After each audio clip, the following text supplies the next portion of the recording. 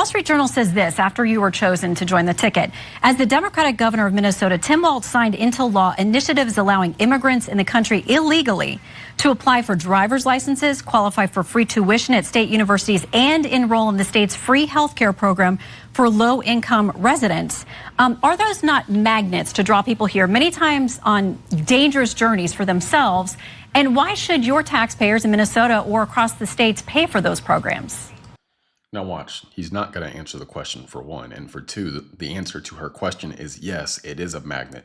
This is the problem. These administrations have literally been incentivizing people to come to the U.S. illegally. That's exactly what his policies do. We'll see what he says. Well, that's not the vice president's position, but I will say this. Minnesota ranks as a top 5 business state. We rank as a top 3 state for children living, and we're the top state for healthcare access. I would also add this. We also have some of the safest roads. Look. Now, again, the man did not answer the question, right? And it's interesting because he doesn't want to make his policies and the things he's done known to the American public. Why is that? I mean, obviously, because he doesn't think the American public will be behind that. Because, again, he is quite literally incensed. So what he's saying is, hey, you can sneak into this country illegally, and if you get to Minnesota, we're going to give you a bunch of free stuff. So people think, well, we just got to figure out a way to get to Minnesota, and then they'll take care of us, whether we're illegal or not, or legal or not. It quite literally incentivizes illegal immigration, but they say they understand the incentive structures. So we know that he's enabled and enacted policies in Minnesota that he's trying to run from on the national stage. But in addition to that, he's also called himself a knucklehead, and he has a habit of lying and then saying that he misspoke when in reality, the man just lied. So she kind of talks about this here. Check this clip out. I want to give you a chance because you called yourself a knucklehead this week to talk about some of your misstatements. Yes. You've modified your story or explained that you misspoke about things involving your military rank, about carrying a weapon in war, your 1995 DUI arrest, using IVF to have your beautiful children, Gus and Hope, being in Hong Kong and China in the summer of 1989 during the Tiananmen events. A lot of people would say they couldn't get away with saying, I'm just too passionate, my grammar's not right, I'm a knucklehead. What do you say to the American people who think, I don't know that I can trust this guy with all those modifications to be the potential commander-in-chief of this country? Yeah, well, I think they heard me. They heard me the other night speaking passionately about gun violence and misspeaking. And I got to be honest with you, Shannon, I don't think people care whether I used IUI or IVF when we talk about this. What they understand is Donald Trump would resist those things. Look, I speak passionately. I had an entire career, decades before I was in public office. They know, and I'm very proud of my 24 years in service and my record. I have never disparaged someone else in this, but I know that's not what Donald Trump does. They disparage everyone, the personal attacks. I will own up when I misspeak. I will own up when I make a mistake. Let's be very clear. Sir, no, you won't. No, you will not. When you make a mistake, you don't take credit or you don't take accountability for the fact that you lied, right? When you get called out on that, oh, well, I was just passionate. I just misspoke. My wife says I'm not the best with grammar. You guys know me. The American people know me. They know I'm just passionate. No, sir, you lied. And half the time when he lies, it's unnecessary. Like he said, and I quote this, he said, so we can get rid of, or we can, I quote this part. He said, the weapons of war that I carried in war. That is what he said. That isn't a you know if you went to war or carried a gun or not. You just lied.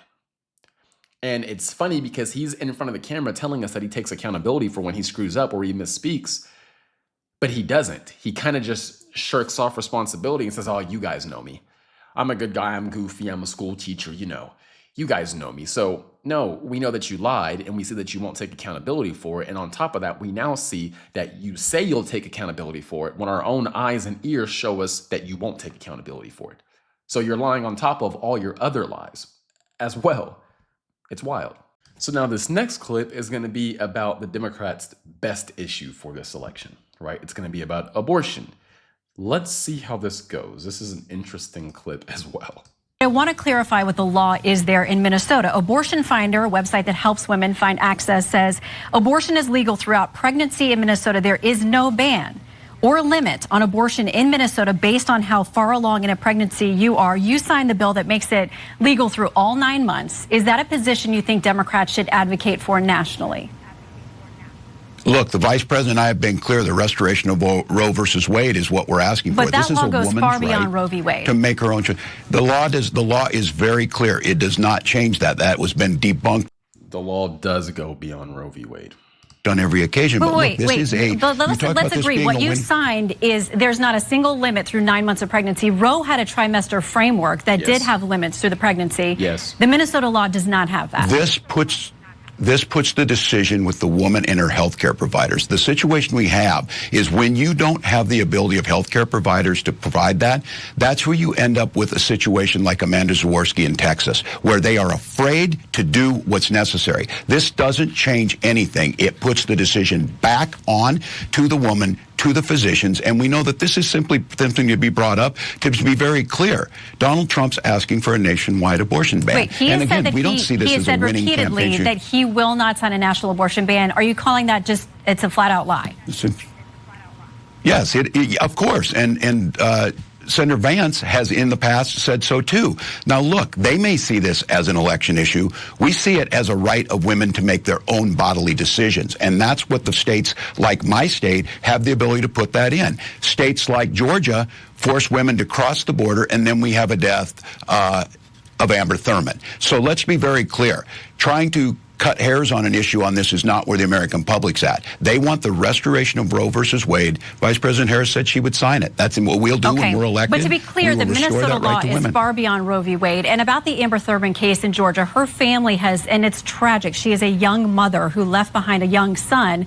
But what her family has said is it was a complication from an abortion pill that she received, and she didn't get proper care when she went to a Georgia hospital, which had multiple opportunities to intervene there. Her own attorney, the family's attorney, says it wasn't the Georgia law, it was the hospitals. What he claims is malpractice, not treating her when she clearly showed up in distress and still had the byproducts of her pregnancy because of that rare complication from the abortion pill. So just to be clear on the Georgia law and how her family and her attorney sees it. Now, again, here's another crazy part of this. He's lying when he says it's the same as it would be before, because Democrats have not talked about having any restrictions on Roe v. Wade, right? Or on abortion, period. Roe v. Wade allows the states in the third trimester to protect abortion if they want to, or when I say protect abortion, protect the baby, or regulate abortion, right? When it gets to about the third trimester, they can regulate that and stop it. But Democrats are not advocating for that. So when this woman here says this goes past Roe v. Wade, she's 100% correct, but he won't acknowledge that. And if you remember in the debate, right, in the debate when Kamala Harris and Trump were talking, and Trump said, will Kamala Harris allow abortion in the 7th, 8th, and 9th month? And Kamala Harris says, oh, come on, and gets upset, right? Because the answer is yes, she will, and she knows that that is dangerous because most Americans are not comfortable with that. So she did not want to answer that question. He doesn't want to answer that question. But when they say it's the right for the woman to choose, they're not saying, hey, the woman gets to choose for the first 6 months. They're saying she gets to choose for all 9 months. So it's not going, it does go past Roe v. Wade, just like this woman is saying, but he won't acknowledge that. Not to mention in that clip, again, he says that Trump is going to sign a nationwide abortion ban. But Trump has said multiple times, hey, we want it to be left up to the states. And he's also said that he will not sign a national abortion ban, right? So Tim Walz is having no good faith at all. He's not respecting the fact that Trump said that. And that's fine. If he doesn't believe it, he doesn't believe it. But what he should say is, I don't believe that Donald Trump will sign a national abortion ban. He shouldn't say Trump will not do that because he's misrepresenting what Trump is saying. And again, he's probably doing that on purpose because it can scare people and get them to vote in Walz and Harris's favor. But it's still, to me, intellectually disingenuous. And to me, it kind of tells about his character. But again, this man has a habit of lying. And then, like I said, when he gets called out about lying, trying to kind of skirt over it and ignore it, act like he didn't really lie and say, well, you guys know me and I'm kind of a knucklehead and I'm passionate about these things. I'm just passionate. So sometimes I misspeak. No, you lied multiple times. And people that don't have Trump derangement syndrome can see that. And then again, the fact that he tries to say he takes responsibility, sir, you don't take responsibility. you skirt responsibility and then act like you take it. But guys, that's all I got for this video. I'll see y'all in the next one. Like, share, and subscribe. Y'all have a good day. Peace.